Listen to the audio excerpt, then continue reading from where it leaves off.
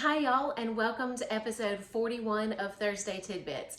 My name is Kathy Rucat Smith and I'm a realtor with Palmetto Coastal Homes in Myrtle Beach, South Carolina. Today we're going to talk about record keeping once you own a home. As you may know, owning a home comes with a lot of paperwork. So what of those documents should you keep and what documents should you throw away? First, let's talk about your closing documents. Keep all the documents that your attorney gave you and that you signed on closing day. In fact, your attorney probably sent you home with a folder full of documents. Hang on to that while you own your home. Several months after closing, you will receive a copy of your deed in the mail, and you'll also receive a copy of your owner's title policy if you purchased owner's title coverage. Keep both of those documents in with your other closing paperwork. Having these closing documents will help you with your taxes the year after you've purchased your home, and also help you if you ever sell or refinance that home.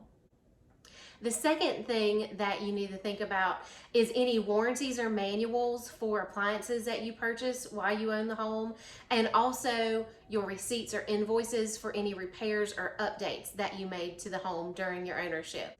I would suggest keeping all manuals and warranties for any appliances that you purchased while you own your home. Keep those warranties and manuals. You may need to refer back to either of those while you still own your home, and you may want to give those to the new buyer once you sell your home.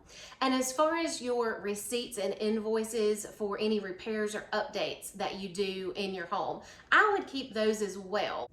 The third thing that we need to talk about are any receipts for HVAC services or receipts from pest treatments.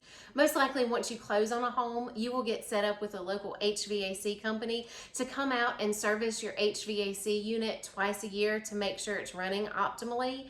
And you may also get a termite bond or set up regular pest control services.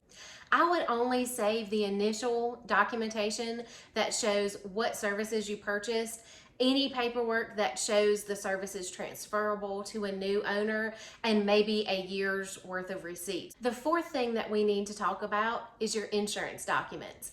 Whether it be your regular homeowner's insurance or your flood insurance, I would save a copy of the most recent renewal period documents, and this will show your declaration page and what coverage you have. And it'll also show who you need to contact should you need to file a claim. While you've got that insurance paperwork out, I would also add your insurance agent and their contact information and your policy numbers to your phone. That way, if you have to evacuate for a hurricane and you forgot to grab your insurance documents, you've got at least your agent's phone number and contact information in your phone. To keep up with your important documents, I would suggest one of two things, or both if you like to have a backup. I would scan all of your important documents and save those in different folders on your computer or in a cloud storage like Google Drive, Dropbox, or iCloud. The one good thing about the cloud storage is that you can access it from whatever device you have with you and handy. Also, get a 3-ring binder and a package of sheet protectors.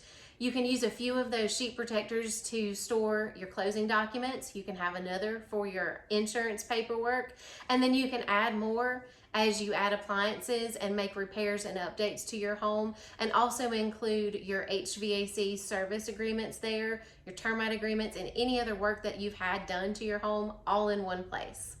If you need to refer to anything, everything is easily accessible for you to refer back to, and you can quickly grab it and go should you need to evacuate for a hurricane.